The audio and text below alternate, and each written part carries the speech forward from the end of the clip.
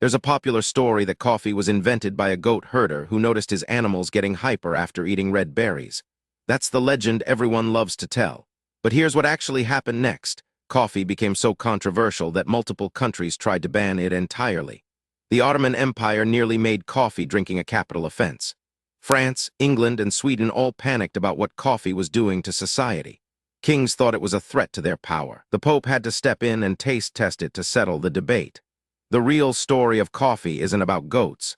It's about revolution, espionage, and a drink that literally changed how humans think. Let's start with the story everyone tells, because even myths reveal something real.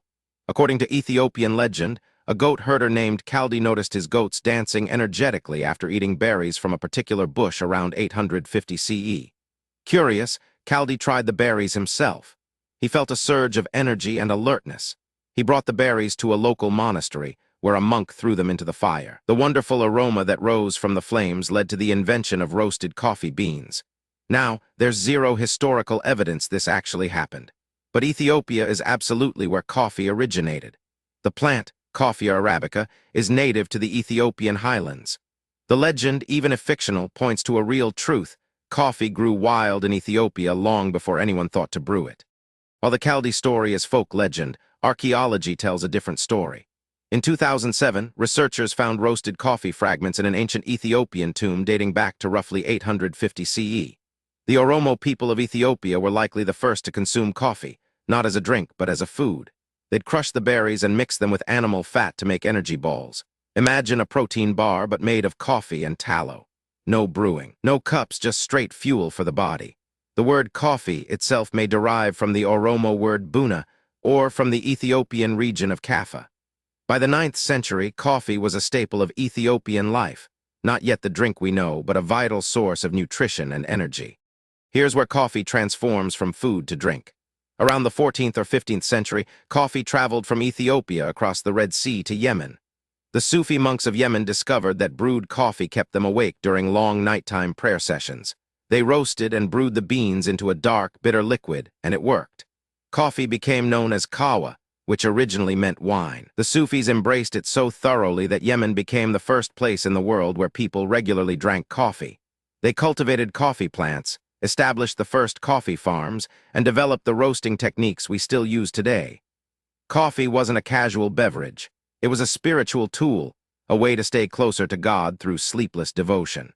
Yemen figured out something brilliant or devious, depending on your perspective.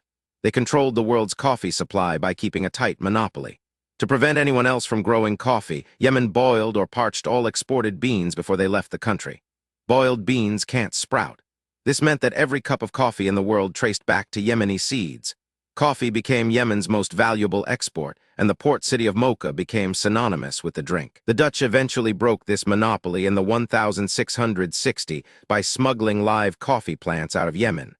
But for 2 centuries, Yemen held a monopoly on the world's most powerful stimulant. That's a kind of power most nations only dream of. By the late 1400s, coffee had spread throughout the Ottoman Empire. Ottoman rulers immediately saw the social power of coffee, and it terrified them.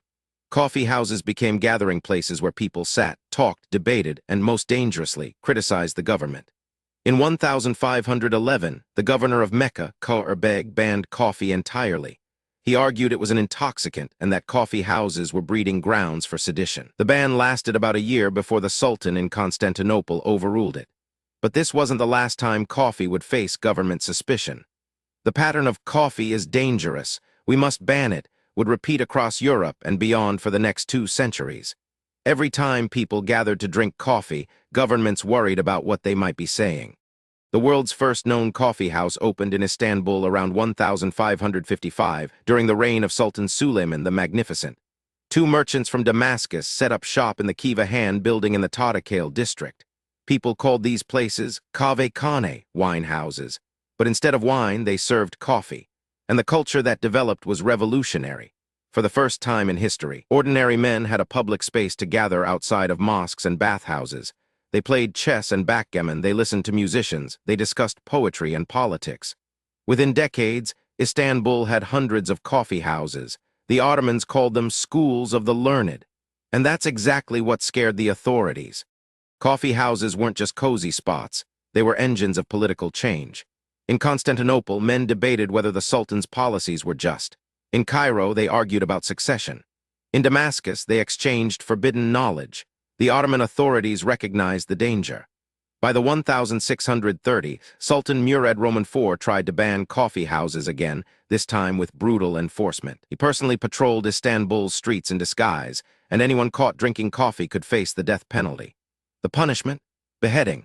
Murad Roman IV reportedly executed over 30,000 people during his reign, and coffee drinking was among the charges. It didn't work. Coffee houses survived every ban because people needed them. Once you've experienced a space where ideas flow freely, no amount of force can destroy that hunger. Coffee arrived in Venice in 1615, brought back by merchants who had been trading with the Ottoman Empire. Venetians initially regarded coffee with suspicion. It was dark, bitter, and came from the enemy. The Catholic Church got involved. Critics called coffee the bitter invention of Satan because it was a drink of the Muslim world. They demanded the Pope condemn it. Pope Clement Roman VIII was asked to make coffee illegal for Christians.